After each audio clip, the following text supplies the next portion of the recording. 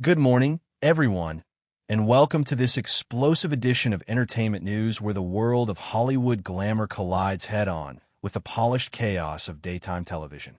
Today, we're diving deep into the viral sensation that's got social media buzzing like a beehive on fire. The unforgettable moment when British acting icon Hugh Grant, known for his charming rom-com personas and that signature wry smile, absolutely stormed off the set of ITV's beloved morning show, Lorraine, hosted by the ever-effervescent Lorraine Kelly. Picture this. It's a crisp autumn day in London.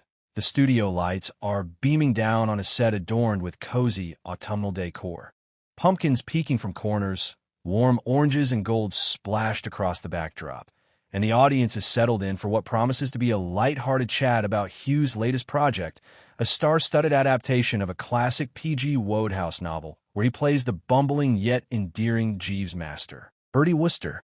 Hugh arrives looking every bit the dapper Englishman in a tailored tweed jacket over a crisp white shirt, his salt and pepper hair perfectly tousled, exuding that effortless charisma that's won him hearts since 4 weddings and a funeral back in the 90s. Lorraine, with her signature bob haircut framing her friendly face, greets him with her trademark warmth, the studio audience applauding enthusiastically as he takes his seat on the plush velvet sofa, crossing his legs with a polite nod and a quick hello, everyone. The conversation kicks off smoothly enough, with Lorraine gushing over his career trajectory, from the heartfelt Notting Hill to the villainous turns in Paddington 2 and The Undoing, asking about his 5 daughters and how fatherhood has softened the edges of Hollywood's relentless pace. Hugh, ever the gentleman, chuckles modestly, sharing a quip about wrangling toddlers during script reads. And for a moment, it feels like the perfect synergy of British wit and morning telecharm. As the dust settles on that electrifying exit, let's rewind the tape, metaphorically speaking, of course, and dissect the build-up to this dramatic denouement with the precision of a film editor splicing a thriller's climax. It all begins in the green room, that limbo space where stars sip chamomile tea and psych themselves up for the spotlight's interrogation. Hugh, fresh from a dawn flight from his countryside home in Somerset, where he tends to his bees and pens passionate letters to newspapers about urban planning. Yes, the man is as multifaceted as his filmography, arrives with a dog-eared script of talking points, eager to spotlight his Wodehouse revival, a project close to his heart for its gentle satire on class and folly, themes he's revisited in interviews with a philosophical bent. His publicist, a sharp-suited woman named Eliza with a clipboard thicker than War and Peace, briefs him, "Keep it breezy, Hugh." Lorraine's audience loves the personal touch. Family, fun, a dash of scandal if it comes up organically. He nods, quipping, "Organically? In telly? That's like expecting caviar at a chip shop." Cut to the studio floor, where Lorraine's team buzzes like bees in a bonnet, her co-host Christine Lampard, standing in for the day, whispering last-minute segment tweaks, while makeup artists dab final touches on Hugh's forehead to combat the light sheen. The theme music swells, a jaunty tune evoking fresh-baked scones and gossip over tea, and out bounds Lorraine, all smiles and Scottish lilt, introducing Hugh with flair. He's charmed us in rom-coms, chilled us in mysteries, and now he's back as the inimitable Bertie. Please welcome the one, the only Hugh Grant. Applause erupts, genuine and warm, as Hugh emerges from the wings, waving modestly, settling into the interview nook with its vase of fresh dahlias nodding in silent solidarity. Now, let's zoom in on the eye of the storm itself. That blistering exchange where words flew sharper than daggers in a Shakespearean soliloquy, transforming a routine segment into a spectacle of raw, unfiltered emotion that left jaws on floors and keyboards ablaze. With Hugh halfway out of his seat, the studio's ambient hum, the soft whir of cameras, the distant murmur of crew, fades into white noise, spotlighting the duel unfolding under the unblinking eye of national television.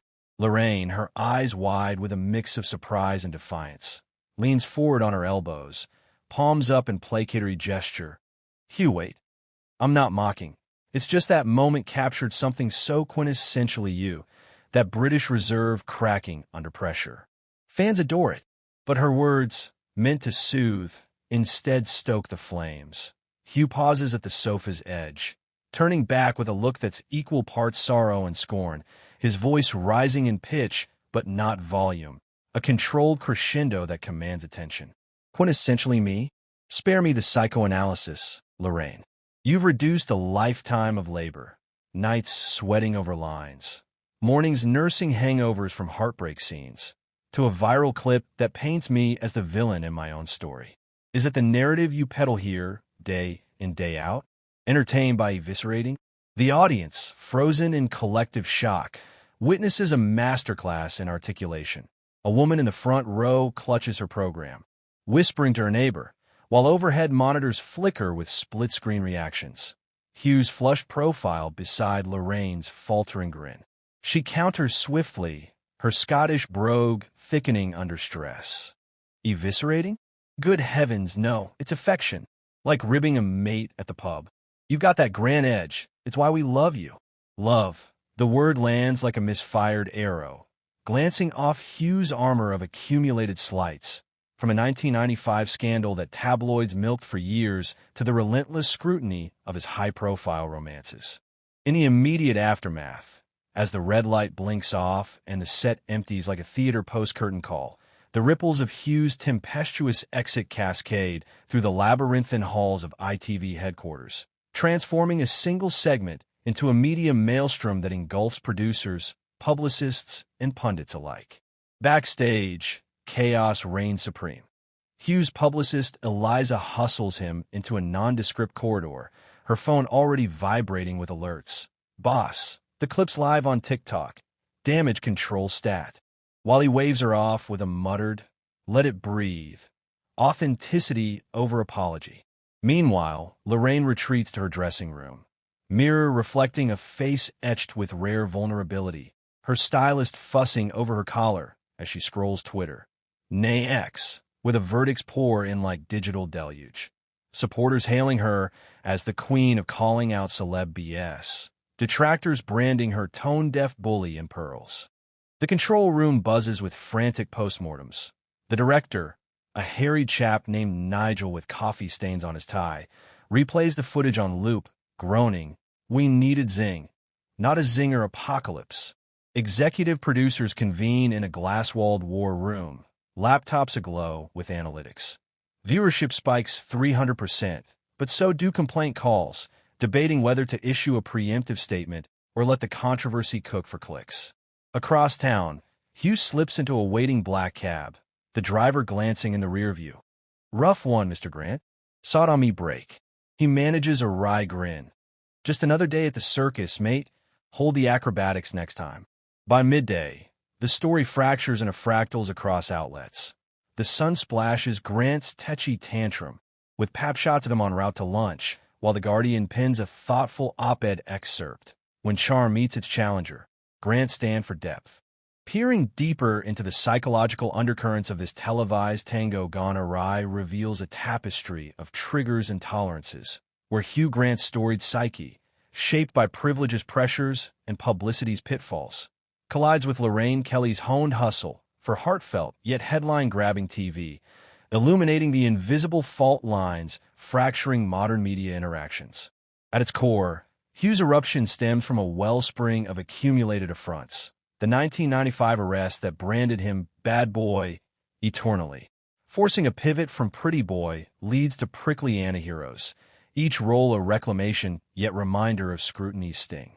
Psychologists, post-incident, dub it spotlight fatigue, that chronic wear from decades dodging invasive queries from "Who's the latest Grant girl?" to "Why so sour at awards?" His 2023 Oscar brush with Ashley Graham, terse as a telegram, wasn't rudeness but reflex, a shield against superficiality in an industry that prizes polish over profundity. On Lorraine's set, her playful prod at that memory unwittingly prods the bruise, evoking not laughs but lacerations. Body language experts note his micro-tics, the averted gaze, clenched fist, as hallmarks of triggered trauma, a man cornered reciting lines from script not his own. Lorraine, conversely, embodies the host's high-wire act, 30-plus years balancing empathy and edge, her fun, Jab's a survival tool in a format demanding constant combustion to combat channel surfing. Raised in Scotland's stoic stock, she wields wit as weapon and warmth, but in live limbo, the line blurs.